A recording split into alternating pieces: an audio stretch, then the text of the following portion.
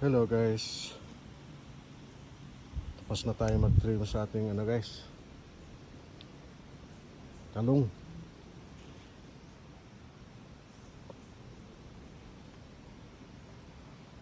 Para siguro next week maglagay na tayo ng nito guys, yung twine.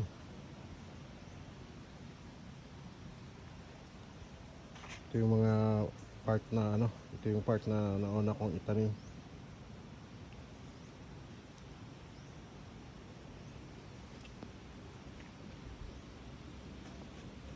So far guys, wala namang mga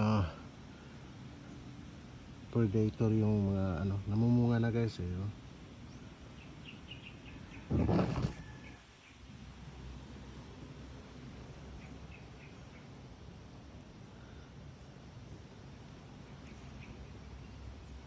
Hanggang doon.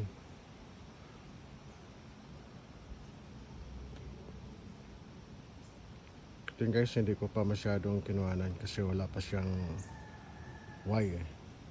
Di kagaya rito, nag na siya, nagwa-Y na.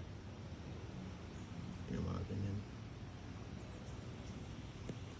Parang malinis tingnan pagka ganyan guys.